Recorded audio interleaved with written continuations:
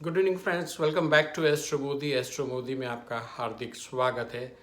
दर्शक मित्रों, आज हम बात करते हैं जन्म कुंडली के अंदर भावचलित कुंडली का इम्पोर्टेंस। भावचलित कुंडली किसको हम बोलते हैं? भावचलित का मतलब क्या होता है? भावचलित कुंडली हमें क्यों देखनी चाहिए? जन्म कुंडली में भावचलित का मतलब है कि मान लीजिए किसी बच्चे का जन्म हुआ है सुबह 8:02 पे, लेकिन 8:02 पे मान लीजिए मेष राशि वृषभ राशि में जा रही है। तो पहली बात तो ये कि आप बच्चे का जो नामकरण रखेंगे वो सबसे पहला कंफ्यूजन ये रहेगा कि मेष राशि पे रहेगा या वृषभ राशि। लेकिन जो जन्म समय होता है उसकी ठीक थोड़ी मिनट के बाद या 5-10 मिनट या 15 मिनट का अंतर आप देखते हैं, अगर राशि चेंज हो जाती है, इसको बोलते हैं चलित राशि। यानी कि जब बच्चे का जन्म हुआ है वो मेष और वृषभ राशि के बीच का टाइम हुआ है, जिसको हम कस्प कुंडली भी बोलते हैं।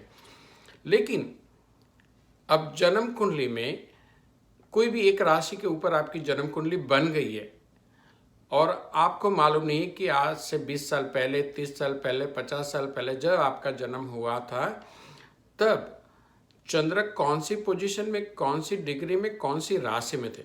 मान लीजिए आपका नाम मकर राशि के ऊपर है, लेकिन अगर भावचलित कुंडली में अगर आप देखते हैं कि आपकी राशि जो है वो कुंभ राशि है, तो फिर प्रेडिक्शन जो भी राशि के अनुसार हम जो देते हैं, तो आपको कौन सी राशि से आपका प्रेडिक्शन आपको देखना चाहिए। गोचर की परिभ्रमण आपको मकर राशि से या कुंभ राशि से देखनी चाहिए।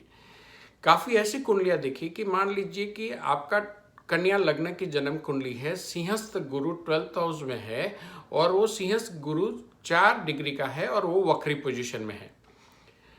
तो कोई भी ज्योतिषाचार्य या ज्ञानी पुरुष अगर आपकी जन्म कुंडली रिव्यू करेंगे, तो अगर वो काफ़ी ज्ञानी है तो डेफिनेटली वो भावचलित कुंडली देख लेंगे। लेकिन किसी ने मान लो जल्दी में ही रिव्यू कर दिया जन्म कुंडली का और सिंहस्थ गुरु वक्री है 12th हाउस में, आपके जीवन में काफ़ी संघर्ष आएंगे, ऐसा एक प्रेडिक्शन निकल गया, तो फिर क्या होगा?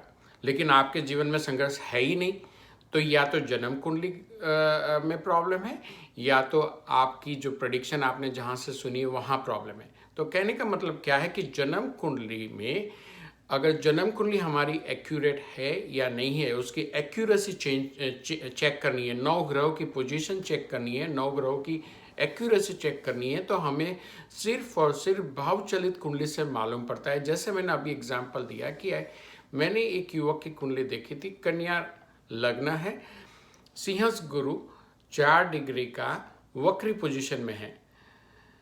हमने डिटेल में देखा भावचलित कुंडली के अंदर, भावचलित कुंडली में यही गुरु कर्क राशि का उच्च का गुरु है, जो राजा भगवान श्री रामचंद्र को भी कर्क राशि का गुरु है।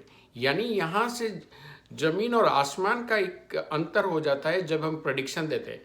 किसी की जन्म कुंडली में 12th हाउस का गुरु है और वो देवगुरु बृहस्पति 12th हाउस में, इसलिए पूरी जिंदगी उनको संघर्ष रहेंगे। अगर ऐसा एक प्रेडिक्शन देना है, ये तो एक कॉमन बात होगी।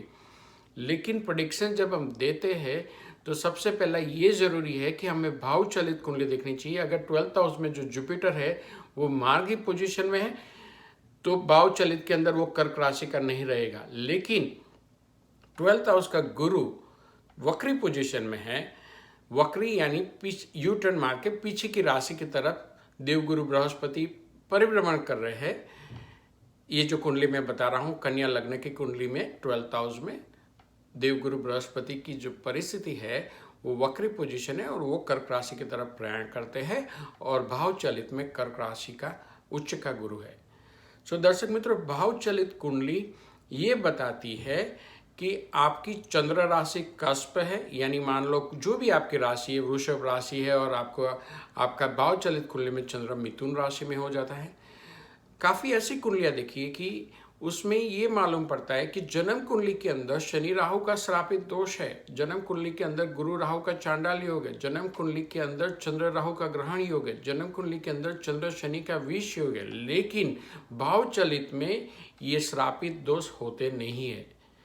काफ़ी कुंडलियाँ देखी हुई है, क्योंकि 9 ग्रहों में अगर हम पोजीशन देखते हैं, शनि की देखते हैं, शनि मार्गी वक्री हमेशा एक पर्टिकुलर टाइम फ्रेम में, जैसे 90 डेज के बाद शनि की वक्री हो जाती है चाल, फिर मार्गी हो जाती है उसी राशि, फिर राशि परिभ्रमण भी होते रहते हैं। जैसे मंगल का राशि परिवर्तन हर 45 डेज पे हो जाता है, शुक्र का राशि परिवर्तन 28 दिन पे हो जाता है। अगर किसी का जन्म उसी टाइम हुआ है कि जिस टाइम पे शुक्र का राशि परिवर्तन हो रहा है, और जन्म कुंडली में वृषभ राशि का 29 अंश का शुक्र है, लेकिन अगर आप भाव चलित में ध्यान से देखेंगे कि मिथुन राशि का 1 डिग्री का शुक्र है या 0 पॉइंट समथिंग है, तो यहाँ पे शुक्र वृषभ राशि का एक स्वग्रह शुक्र बन जाता है, और मिथुन राशि में शुक्र का जो जो हम प्रिडिक्शन करेंगे वो टोटली डिफरेंट रहेगा जो वृषभ राशि का शुक्र से रहेगा।